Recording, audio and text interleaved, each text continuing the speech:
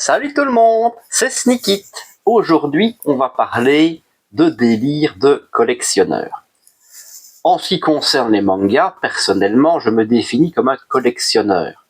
Ça ne veut pas dire que je cherche à avoir l'entièreté des mangas qui sont sortis. Loin de là, même si j'en ai beaucoup, il y a plein de séries dont je me fous complètement. Si vous ne le saviez pas encore, sachez que je n'achète des mangas que ceux que je compte lire. Je n'aime pas l'horreur, et même s'il y a des magnifiques éditions de Junji Ito, je ne les prendrai jamais parce que ça ne m'intéresse pas. Un manga est fait pour être lu. Si c'est juste pour l'entreposer dans une pièce pour dire qu'on l'a, pour moi, c'est gâché. Encore une fois, ce que je dis ici ne concerne que moi.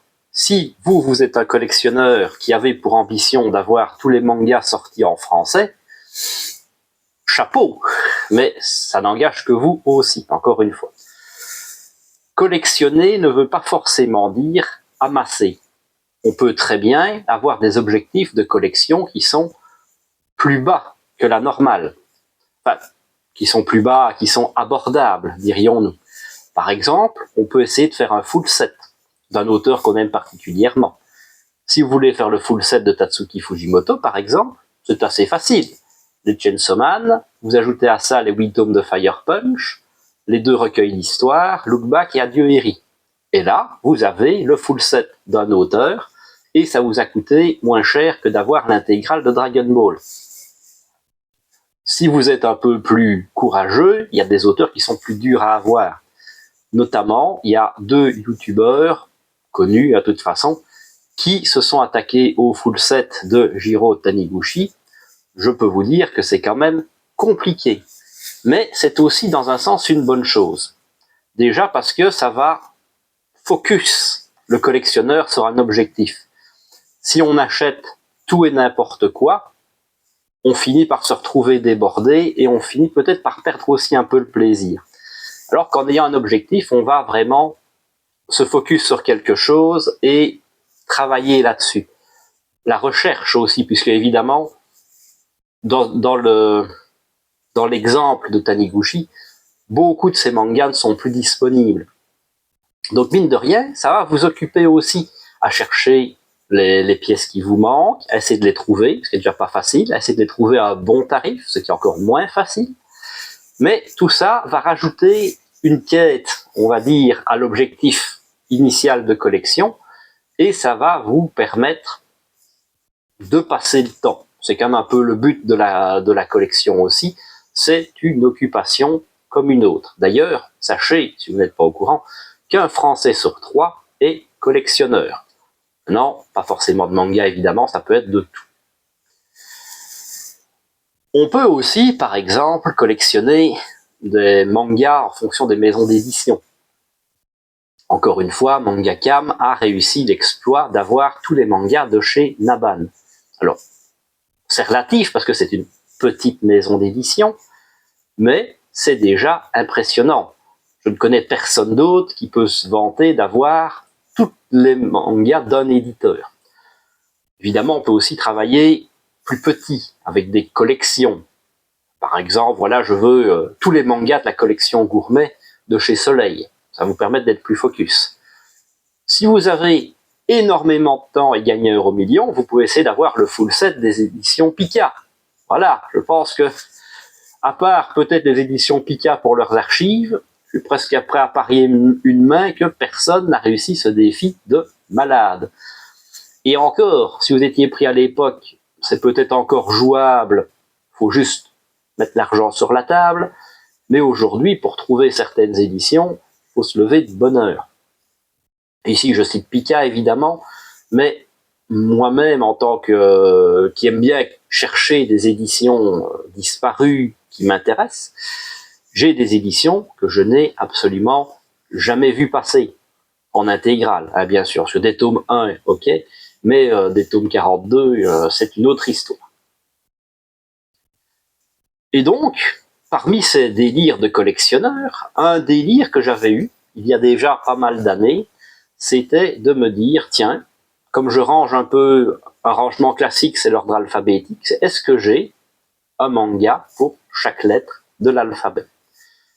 Déjà, premier exercice, et vous pouvez jouer chez vous, c'est ça qui est bien fait avec cette vidéo, c'est est-ce que vous êtes capable, est-ce que j'étais capable de citer un manga pour chaque lettre de l'alphabet, nonobstant le fait que je les ai ou pas, hein, juste pouvoir me dire, tiens, est-ce que je sais comme ça de tête citer un manga de chaque.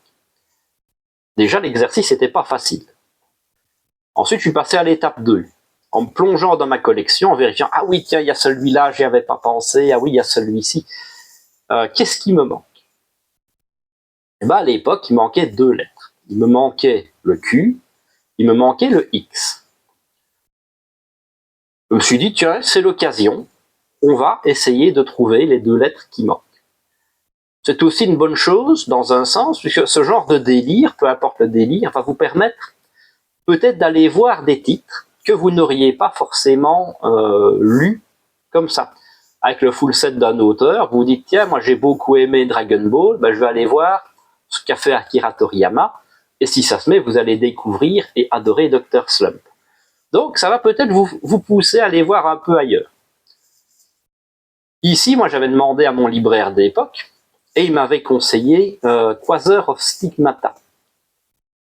Alors théoriquement c'est un The, mais on reviendra là-dessus, puisque la lettre principale c'est quand même le Q.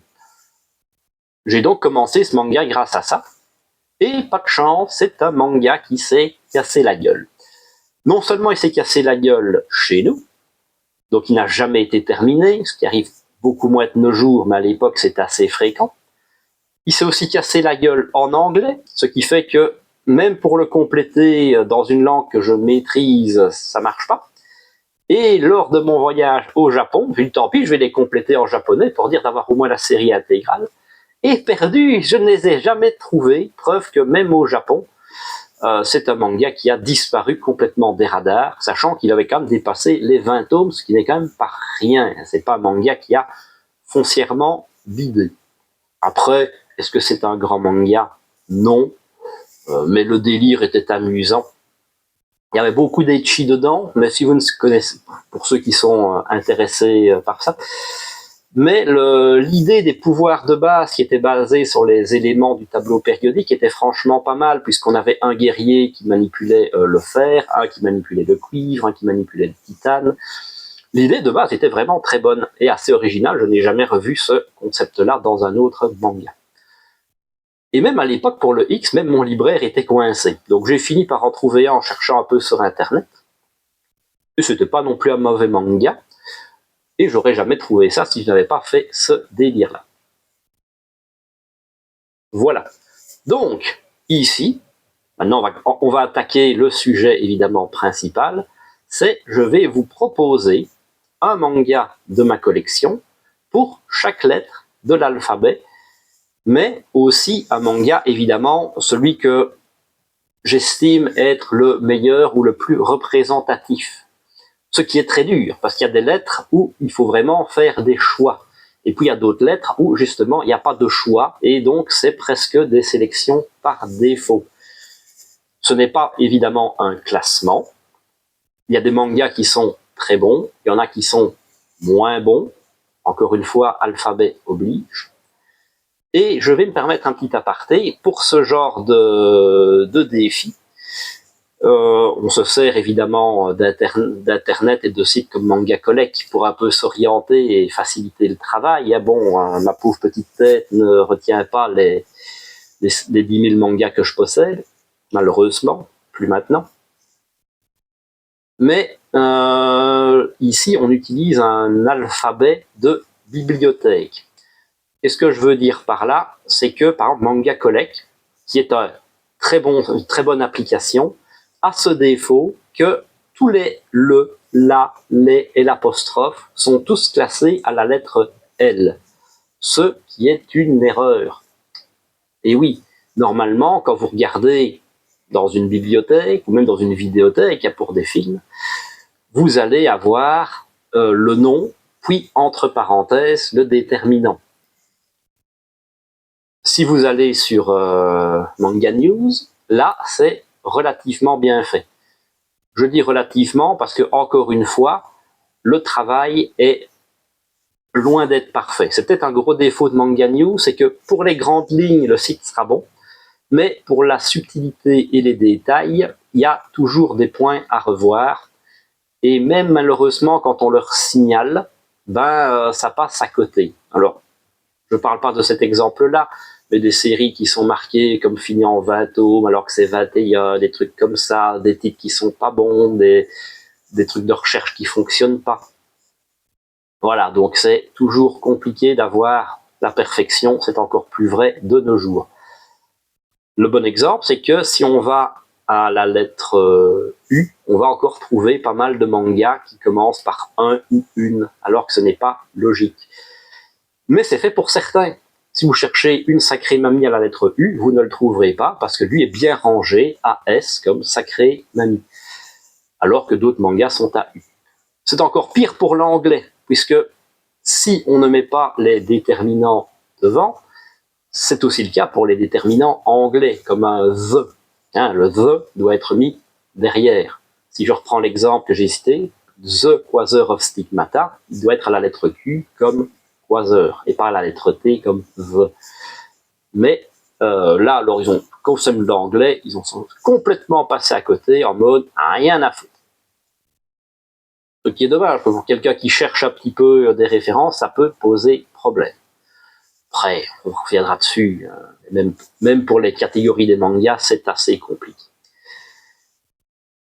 Voilà, donc ici, moi je me suis mis comme règle de vraiment prendre des vrais mots, pas des déterminants. Ce qui fait que c'est plus compliqué pour moi d'utiliser, évidemment, Manga Collect. Bon, sans plus de tergiversation, on va passer à la lettre A, avec Alice in Borderland. Alors, bon, celui-là, on va quand même faire une petite présentation, parce que je pense que tout le monde ne le connaît pas forcément. C'est un manga qui va mélanger, on va dire, science-fiction et survival game. Vous connaissez peut-être la série. C'est vrai qu'il y a une série qui a plutôt pas mal marché, qui a popularisé ce manga. Notez ici que ça, c'est la première édition, bien avant la série, parce qu'il n'y a pas encore le truc bleu ici, qui n'est pas très joli. En plus, je préfère vraiment cette édition-là. Et donc, c'est l'histoire de Ryohei Alice, un garçon, oui, je sais, il s'appelle Alice, mais bon, qui va se retrouver avec ses potes, téléporté dans une sorte de monde parallèle. C'est exactement l'endroit où il est, donc Tokyo. Sauf que le monde est devenu post-apo. C'est comme si les humains avaient disparu depuis plus de 20 ans. Et ils ont une carte avec des points dessus. Et ces points, plus les jours passent, plus les points descendent. Et pour gagner des points, parce que si la carte tombe à 0, vous mourrez, il faut participer à des jeux. Chaque jeu est notifié selon les principes du jeu de cartes, avec du pic, du trèfle, du cœur, du carreau, et à des niveaux qui vont sur la base, on va dire, de 1 à 10. Ça va désigner le type d'épreuve et la difficulté. Mais voilà, si vous réussissez une épreuve de niveau 5, vous gagnez 5 points, si vous gagnez une épreuve de niveau 10, vous gagnez 10 points, etc. Sauf qu'évidemment, c'est un survival game, c'est pas pour rien, parce que les épreuves sont le plus souvent mortelles. Il y en a le gagnant survit et le ou les perdants décèdent immédiatement. Donc c'est vraiment un manga très bien, qui va aussi aller sur un côté très psychologique, qui marche bien avec ses survival games. Le dessin est plutôt pas mal. Celui-là a été fini en 18 volumes, si ma mémoire est bonne, donc c'est vraiment un très bon manga qui mérite sa place de lettre A. Ensuite, B, déjà là, évidemment, on a pas mal de concurrence. Les premières lettres sont très très difficiles à choisir. Pour ma part, ce sera évidemment Berserk. Voilà, c'est une anthologie qu'on ne présente plus. C'est pas pour rien qu'on vient de le réavoir en nouvelle édition. Si je fais le malin avec cette édition-là, qui n'est même plus 3, puisque ce n'est même plus la couverture du tome 1 actuel. C'est dire si ce tome-ci est vieux.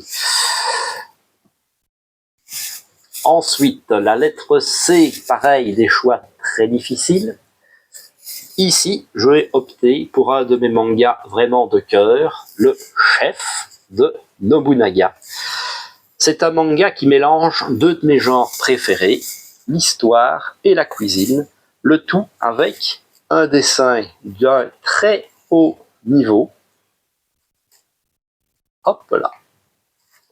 Et donc, c'est l'histoire d'un chef cuisinier de notre époque actuelle qui se réveille à l'époque Edo, donc sous Nobunaga, complètement amnésique. C'est-à-dire qu'il ne se rappelle plus son nom, il ne se rappelle plus d'où il vient, s'il a une famille, mais il a encore, évidemment, parce que c'est toujours pratique pour le scénario, des bribes de mémoire. Par exemple, il maîtrise toujours à merveille son métier de cuisinier de haut niveau, hein, il n'y a pas un petit boui-boui, et il a quand même toujours des souvenirs de ses cours d'école, donc il sait à peu près comment l'histoire va évoluer. Et donc le titre, évidemment, l'annonce tout, il va rentrer au service de Nobunaga et il va l'aider de manière diplomatique avec sa cuisine. Et le tout avec les matériaux et les ressources d'époque. Évidemment, on est sur un Japon fermé, on est au XVIIe siècle, donc même des notions comme la pomme de terre ou le sucre, ça n'existe pratiquement pas. Le beurre n'existe pas non plus. Alors qu'ils ont des vaches, mais ils n'ont pas compris le concept de si je touille du lait, ça va faire de la crème qui va devenir du beurre. Et lui, il va amener une cuisine très moderne et tout ça là-dedans, avec des plats qui donnent excessivement envie. Et à ses côtés, on va évidemment suivre toute l'époque avec la conquête du Japon par Nobunaga jusqu'à la trahison et sa mort. Oui, on ne pouvait pas passer à côté, évidemment, de Dragon Ball. C'est un des mangas qui a fait ma jeunesse, hein, à travers le club Dorothée et tout ça. Donc pour moi, c'est évidemment un must-have dans toute collection qui se respecte et qui a encore d'actualité aujourd'hui. Ça reste toujours un excellent manga pour tout public. Ce qui m'amène peut-être à la réflexion, et si vous êtes client, n'hésitez pas à le dire en commentaire, qu'on pourrait aussi évidemment faire un épisode 2, voire un épisode 3, avec peut-être des mangas qui sont un peu moins obvious. Maintenant, pour le premier épisode, en tout cas, moi je ne pouvais pas passer à côté d'un manga de cette qualité. Ensuite, pour la lettre E, ça c'est une lettre un peu plus compliquée à trouver. Alors, il y en a, mais c'est pas la plus fréquente. Et mon choix s'est porté tout naturellement sur iShield 21. C'est un manga important dans mon histoire de lecteur de manga, parce que c'est le manga qui va me faire renouer avec le manga de sport, qui est maintenant un de mes genres préférés. Tout simplement parce que j'ai jamais été excessivement fan de sport, et que je trouvais les mangas de sport peut-être un peu chiants et redondants. Dans ma jeunesse, c'était beaucoup Captain Tsubasa, Olive et Tom, et c'est pas un manga que j'apprécie plus que ça. Même ici, en ayant trouvé les tomes, en ayant commencé la lecture, ça fait partie des lectures que j'ai mis en pause parce que déjà les règles du football sont complètement ignorées et ça m'énerve profondément. Je trouve que ce manga a très très mal vieilli. Maintenant, je sais que c'est pas le cas pour tout le monde, Manga Badass, par exemple, l'aime beaucoup. Et donc, pourquoi celui-ci particulièrement? Déjà à cause de l'animé, c'est l'animé qui m'a fait donner envie de découvrir cette série-là, et parce que c'est un manga qui va parler de football américain. C'est un sport où je n'y connaissais absolument rien, qu'on soit bien d'accord. J'avais vaguement conscience que ça, c'est assez proche du rugby. Hein, bon, maintenant, tous les fans de rugby ont mis un pouce rouge parce que non, c'est pas ça du tout. Même si pour moi, voilà, le but c'est quand même de mettre un petit ballon dans le camp adverse. Et ça m'a donné vraiment envie de découvrir les mangas de sport. Si jamais vous ne connaissez pas, ce qui est possible, donc c'est l'histoire principalement de 3 personnages. Celui-ci, donc le héros, qui s'appelle Sena Kobayakawa, qui est un jeune garçon qui va se faire une tête de turc, un larbin, et sa seule qualité dans la vie, c'est de courir très vite et d'être doué pour un peu échapper aux gens qui lui veulent du mal. Il va donc se faire, puisqu'on le trouve un peu bien, repérer par ce personnage-là, qui est encore aujourd'hui un des personnages que je préfère, tout manga confondu, qui s'appelle Iruma, et qui est le quarterback, qui est le capitaine d'une équipe de football américain. Eh oui, le bug en direct. Sauf que l'équipe, elle compte que 2 personnes avec Kurita. Donc c'est un gros, qui est évidemment dans la ligne, il est là pour faire les mêlées. Donc même en engageant ces nains de force, sous menace, évidemment, et contrainte, ça marche toujours bien, ne sont que 3, et ils vont devoir partir presque de zéro pour monter une équipe viable et arriver à leur objectif, qui est la compétition majeure, en tout cas pour le football américain, qui s'appelle la Christmas Bowl. Et c'est vraiment un manga excellent, qui mélange à la fois le sport, l'humour à merveille, avec cette petite notion, je vais pas dire super pouvoir, mais on voit bien les personnages ont des techniques, évidemment ça fait très Japon, qui rend le manga un peu plus intéressant que du sport bête et méchant, qui n'est pas sans rappeler aussi un peu les techniques dans la Kuroko's Basket par exemple.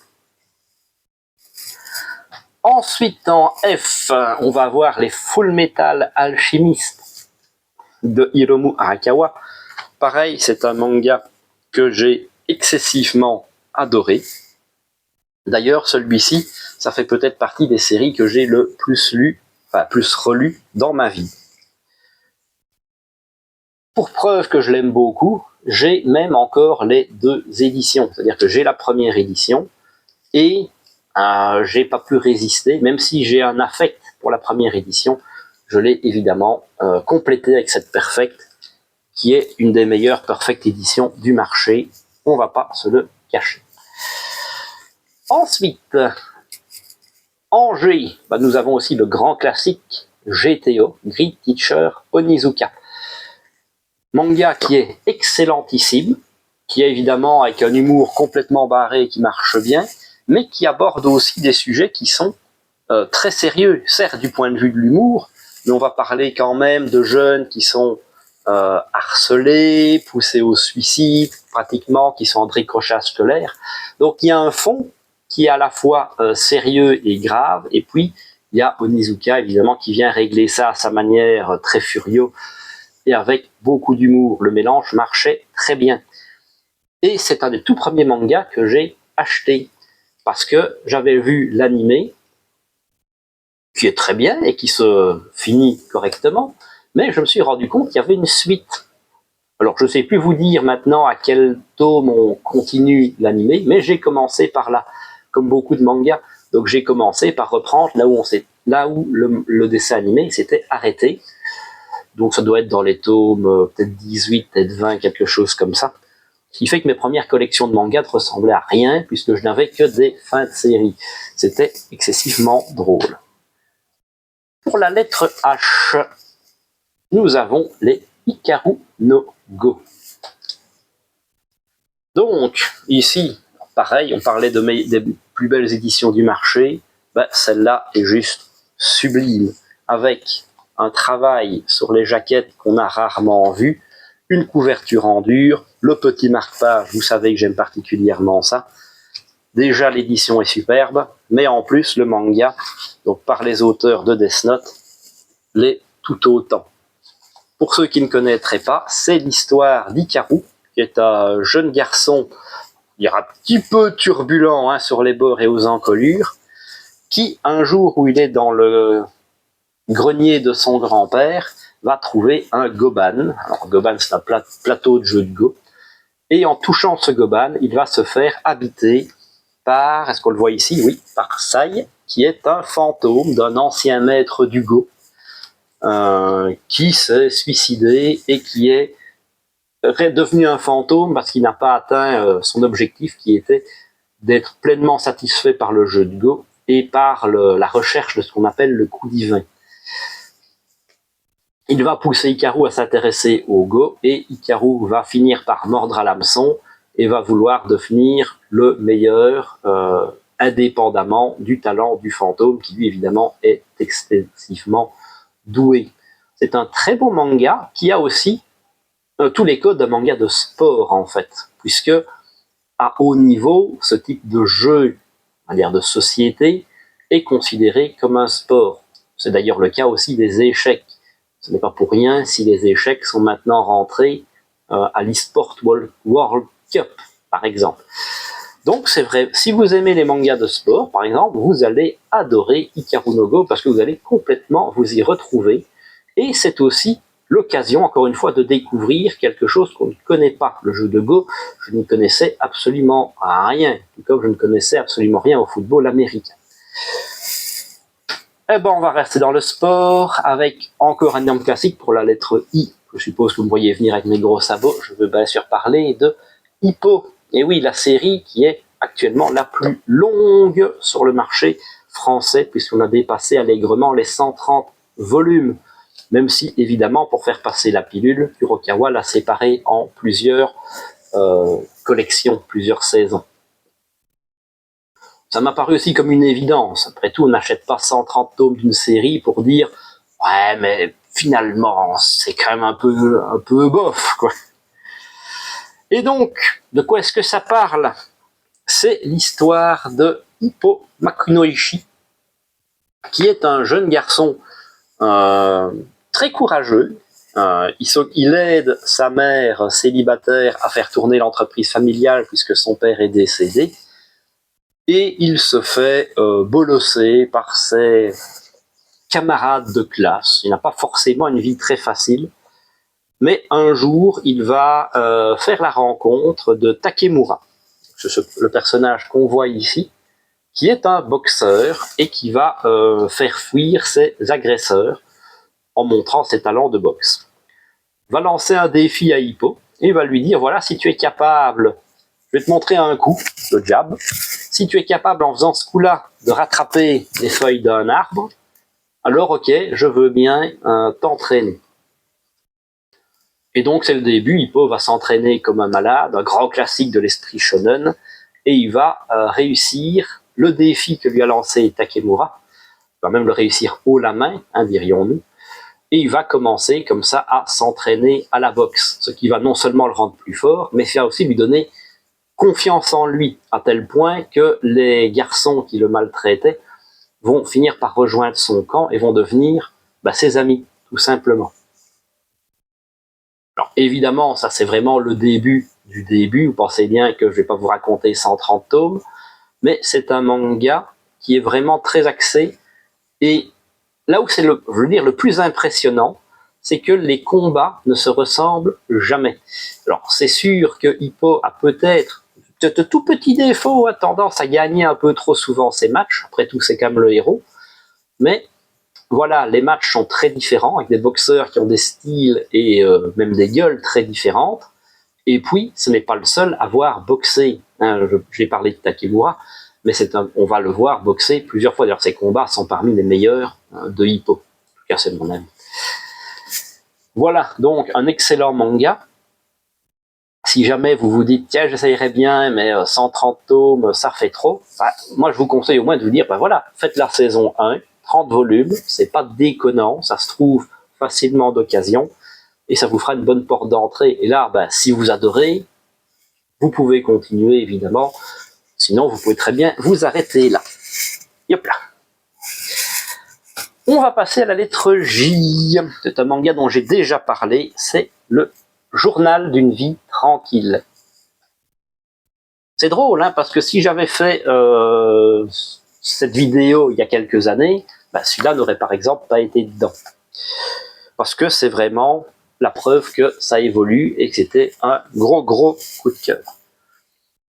Alors, il y a peu de choses. Enfin, si vous n'avez pas vu ma vidéo consacrée sur le sujet, c'est la vie de Tetsuya Shiba, qui est l'auteur du célèbre Ashita Dojo, et ça va raconter toute sa vie, avec un titre qui est déjà complètement mensonger, parce que lui appelle ça Journal d'une vie tranquille, alors que sa vie a été très loin d'être tranquille. C'est vraiment très intéressant si vous aimez les biographies.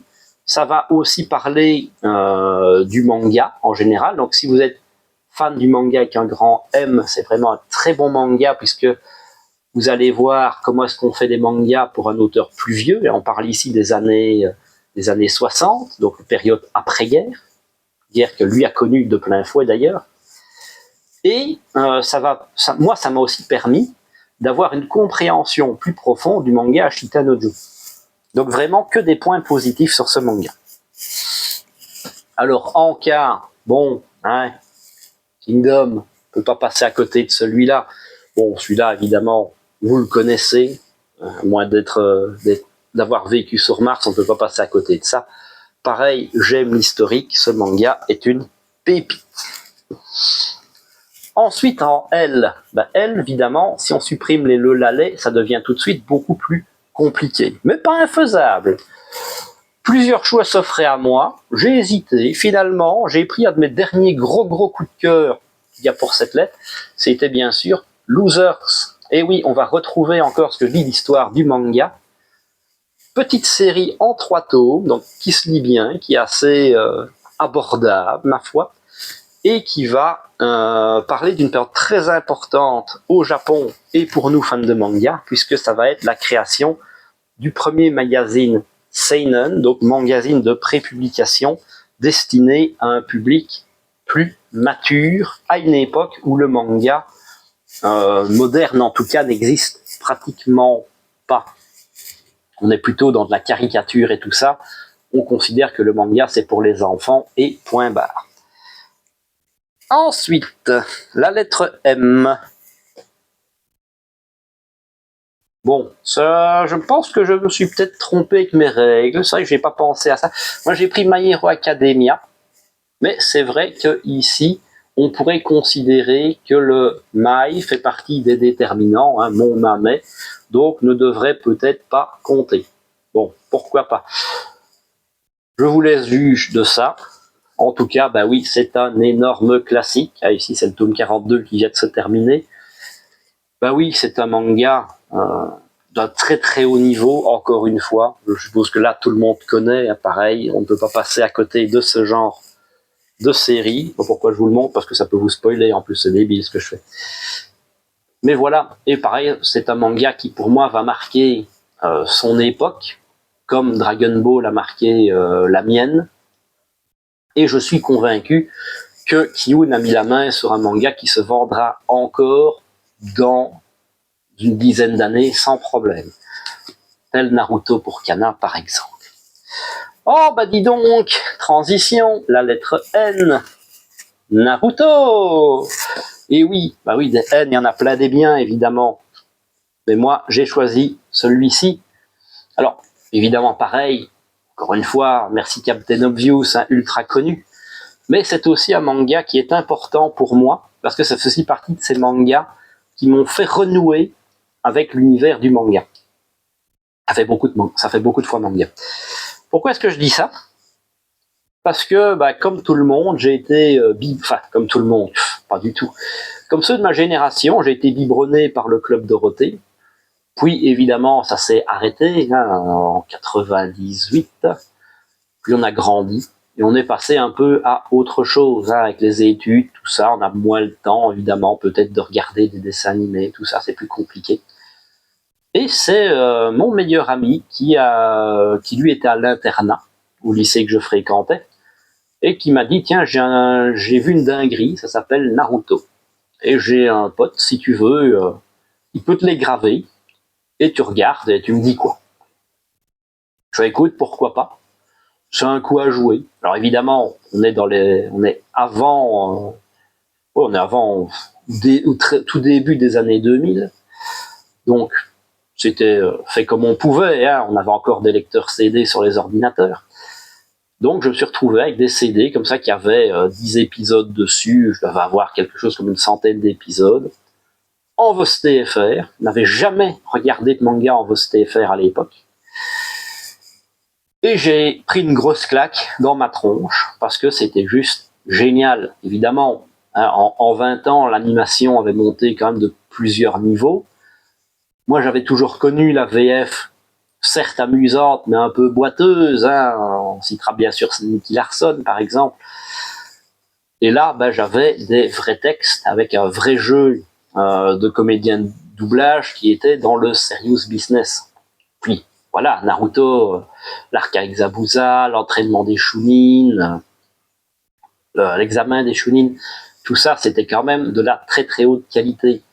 Et donc, ça m'a vraiment fait renouer avec le manga, d'abord par les animes, et puis par après, c'est facile, c'est quand j'ai fini le lycée, donc en 2006, que je me suis orienté vers les versions papier. C'est là que j'ai commencé réellement pour compléter ce que les animes ne m'avaient pas amené. Hop là. Évidemment, la lettre O, ben, on a aussi One Piece, grand classique. Pour la même raison, on n'achète pas un manga de plus de 100 tomes si on ne l'apprécie pas plus que ça. Mais notez bien que c'est quand même pas si facile. O est aussi une lettre compliquée. Donc c'est vrai, One Piece, ben, ce sera l'évidence pour beaucoup. D'ailleurs, je pense que si vous avez fait le jeu de citer un manga par lettre, je suis presque sûr que vous avez tous cité One Piece comme O. Mais quand on cherche un petit peu, ben les autres, c'est pas si facile que ça. Ensuite, P, eh bien ce sera Peleliu. Pareil, des mangas en P cool, il y en a plein. Mais celui-là, évidemment, ça a été une des plus grosses claques de ma vie. Déjà parce que c'est un manga que j'avais excessivement sous-estimé, et de par son design, voilà, vous voyez comme ça, très chibi. Mais c'est un manga qui est d'une dureté, d'une violence assez impressionnante. Le tout avec un côté historique qui est vraiment pour me plaire.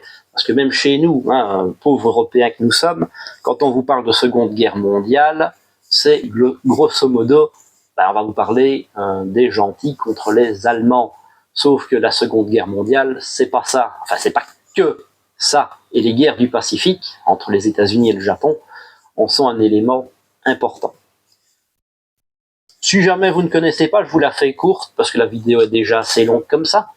Mais donc, c'est l'histoire réelle de ce qui s'est passé sur l'île de Peleliu, où 5000 Japonais, où on a dit à 5000 pauvres types japonais, voilà, il y a toute la marine américaine qui débarque dans pas longtemps, vous gagnez du temps, et surtout, pas de prisonniers. Mais bien sûr, on ne parle pas des Américains, on parle de vous. Donc, voilà. C'est déjà compliqué de base, et donc c'est des Japonais qui vont se battre, essayer de lutter contre les Américains, pendant non seulement la guerre, mais pendant après, vu que les derniers faits historiques se sont rendus en 1947. Donc ils ont continué à se battre et à survivre dans des conditions déplorables 2 ans après la fin de la guerre. C'est vraiment très émouvant comme récit et une des plus belles fins que j'ai jamais lues en manga. En cure, donc maintenant j'en ai trouvé un peu plus qu'à l'époque. Je vous ai déjà expliqué que Quasar of Stigmata, évidemment la série ne s'est pas terminée, donc c'est dur pour moi de la mettre en avant comme étant une bonne série de toute façon. Mais évidemment, c'était sans compter sur Quartier lointain de Jiro Taniguchi. Ici, donc, c'est une édition double dans un sens de lecture francophone. Vous voyez, il est à l'envers. Mais je ne pouvais pas ne pas mettre un manga de ce niveau dans mon top, puisque Taniguchi est quand même un de mes auteurs préférés. Même si, par exemple, je ne fais pas le full set parce que sa partie hard-boiled ne m'intéresse pas et est beaucoup moins intéressante. Encore une fois, goût personnel.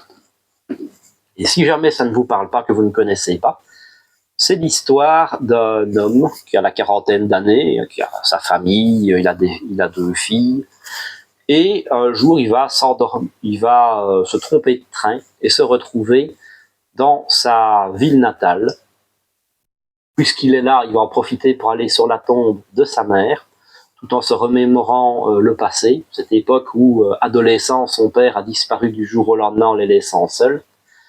Et happé par la brume, il va s'endormir au cimetière et se réveiller dans son corps d'adolescent, époque où son père était encore à la maison, plus précisément peu de temps avant que celui-ci ne décide de disparaître.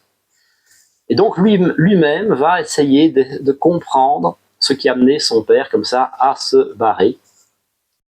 C'est très bien écrit, c'est très doux comme récit. C'est vraiment excellent.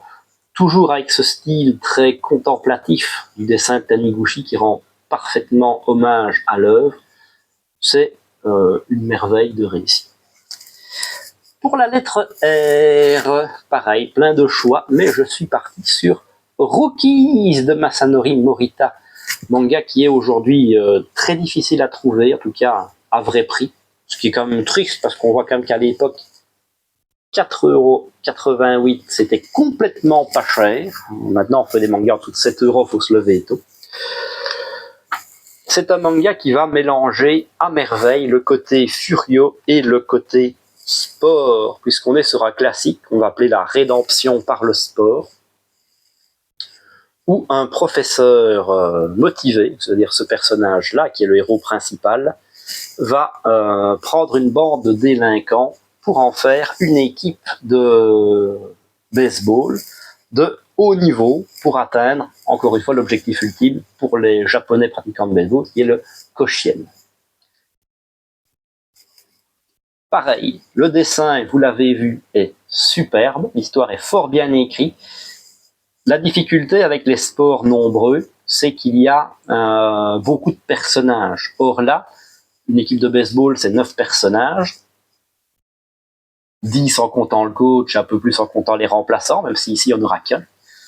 Mais malgré ça, l'auteur réussira à faire en sorte que chaque personnage ait son importance, son heure de gloire, et sera mis en avant, ce qui est vraiment très bon et assez difficile pour ce genre d'œuvre. Si vous avez l'occasion de les trouver, par exemple, dans un déstockage d'une librairie, ou d'une bibliothèque, sautez dessus, ne passez pas à côté.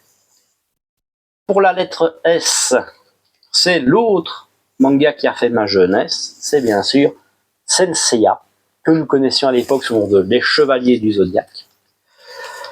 Manga pareil, qu'on ne présente plus.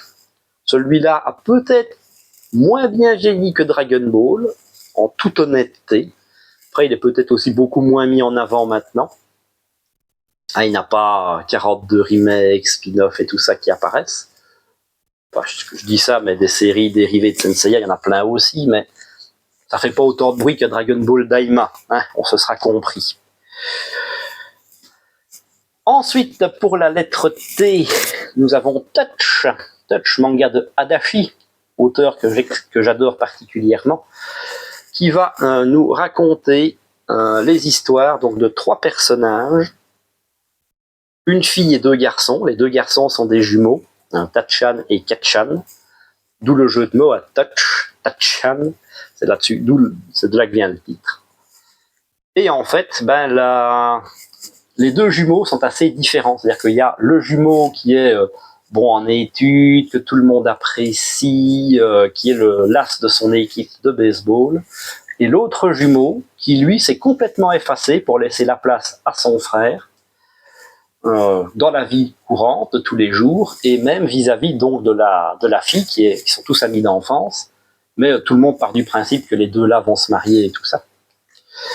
Déjà, c'est un très bon manga de baseball, mais en plus, c'est un très bon manga de romance et de sentiments. Et parmi tous les mangas que je possède, c'est aussi un des mangas qui a un des twists scénaristiques les plus impressionnants, on va dire les plus marquants que j'ai pu lire. C'est un manga que je vous encourage évidemment à découvrir, mais malheureusement, il est aussi difficile de se le procurer parce qu'il y a plein de tomes sont commercialisés, mais il y a aussi plein de tomes manquants. C'est vraiment dommage. Alors, pour la lettre U, pareil, on va commencer évidemment avec des lettres un peu difficiles. Ici, j'ai choisi Usaki-chan Wants to Hang Out, petite comédie romantique que j'aime beaucoup, avec ce côté un peu tsundere japonais, donc des filles qui aiment bien embêter le garçon qu'elles aiment plutôt que d'avouer leurs sentiments. Bon, c'est peut-être un choix discutable, j'aurais pu mettre Hubble-Blade, bon, pourquoi pas. À la lettre V, ici, ça c'était assez facile, évidemment. J'aurais pu prendre Vinland Saga, quelque part par là, qui s'est terminé au Japon à l'heure où je vous parle. Après 20 ans de publication quand même, on se rend pas compte. Mais ici, évidemment, j'ai choisi Vagabond de Takehiko Inoue, pareil, un de mes tout premiers mangas à l'époque. Et niveau dessin, on est vraiment sur une œuvre de très très haut niveau. Malheureusement, la série est en pause depuis des années, en 37 volumes, alors qu'on est presque au bout. Il n'y aura sûrement jamais la fin, on espère toujours, hein, mais bon. Et donc c'est l'histoire romancée, évidemment, de Miyamoto Musashi, qui est un samouraï légendaire et qui est celui qui a popularisé, on va dire, le combat à deux sabres. Je vous la fais courte. W, et oui, pareil, lettre aussi difficile, mais je vais choisir Welcome to the Ballroom. Donc j'en ai parlé dans ma vidéo de Noévé. C'est un manga de sport sur la danse de salon. Et croyez-moi, c'est moins gnangnan que ce que ça en a l'air. Le tout avec un dessin qui est vraiment très chouette. Ce style un peu différent, comme ça, est vraiment très bien. Et puis, l'édition Noévé, hein, qui avait fait quand même un très beau travail, ce papier, une sorte de papier canson, hein, je ne sais pas si c'est vraiment le bon terme, mais qui est très agréable. Et puis on arrive au plus difficile de la liste, c'est-à-dire la lettre X. Parce que même à l'heure actuelle, des mangas qui commencent par X, il n'y en a pas plein. Alors je dis ça, mais vous avez peut-être pensé à une sortie assez récente, XXX Holic de Clamp, qui se prononce Holic, hein, mais bon, il y a quand même des X dedans, donc on va dire que ça compte. Certes, je les ai, mais je ne les ai jamais lus. Donc, je me vois mal vous en parler. À la place, je vais vous montrer le manga que j'avais choisi déjà à l'époque. Et c'était X-Blade. Donc, X-Blade est un manga, pas envie de dire de samouraï, puisque ça se passe à l'époque moderne. Donc, dans un Japon qui a subi la chute d'une météorite, qui a ravagé une partie de Tokyo.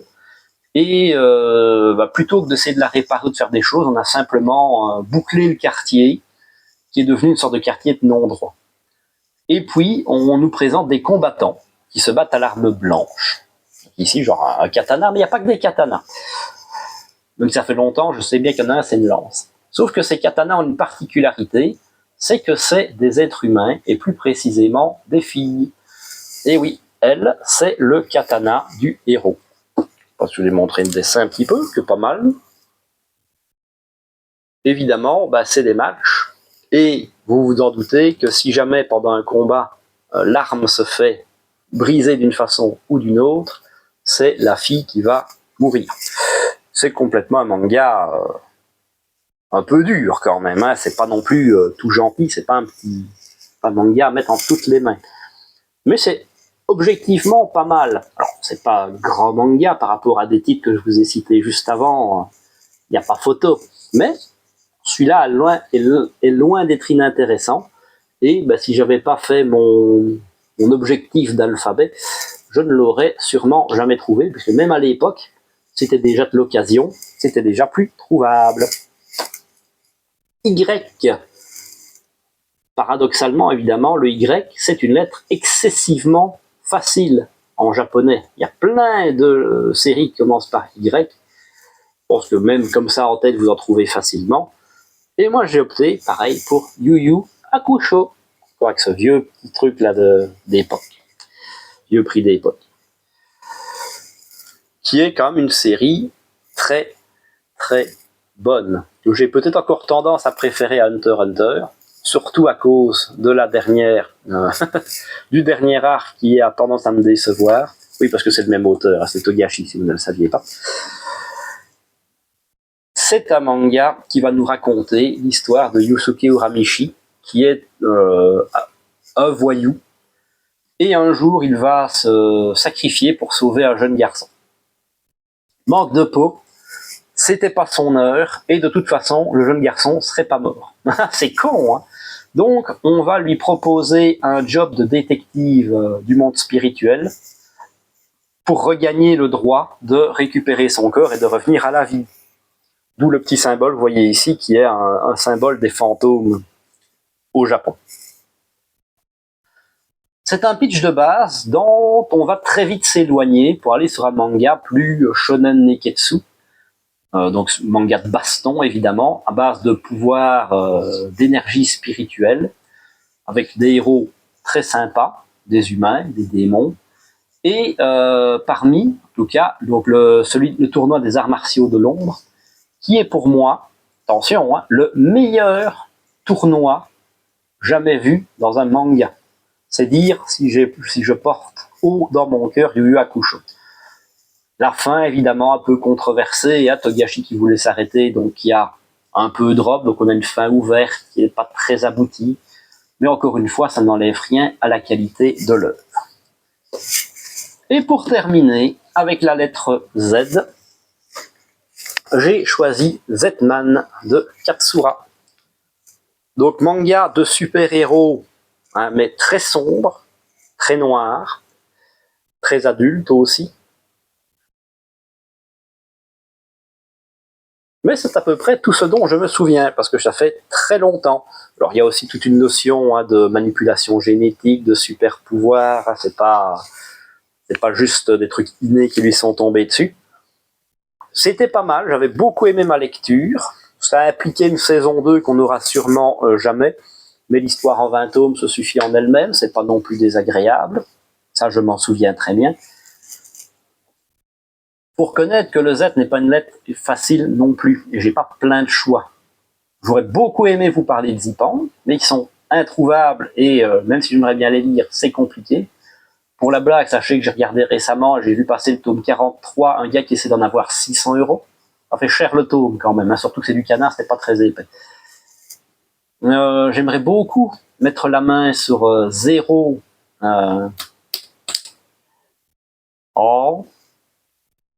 de Taiyu Matsumoto, voilà, mais pareil, en attendant une réédition, parce que les tomes c'est 100 balles, ça fait aussi cher le tome, donc on va attendre. Surtout que Taiyu Matsumoto a été réédité pas mal ces derniers temps, on dit qu'il y a peut-être une chance. En plus c'est un manga de boxe, plutôt quelque chose que j'aime bien. Donc voilà, ce sera celui-là aussi un peu par défaut, mais j'ai quand même réussi l'objectif, j'en ai un pour chaque lettre, et ça me fait toujours beaucoup rire. Voilà, n'hésitez pas à me faire la liste de vos mangas de cœur pour chaque lettre de l'alphabet dans les commentaires, comme ça je vois ce que vous metteriez. Ça va peut-être me faire découvrir des séries que je ne connais pas, et à chaque fois c'est toujours bon. Si quelqu'un met une série en avant mieux que d'autres, ça peut me donner envie d'aller découvrir. Enfin voilà, vous avez compris le système. Puis comme ça me donne l'occasion de papoter un peu avec vous, c'est toujours très agréable. À lâcher évidemment le petit pouce bleu, ça fait toujours plaisir, ça montre que vous appréciez mon contenu, et à vous abonner pour ne pas manquer des prochaines vidéos. Et sur ce, je vous dis à la prochaine!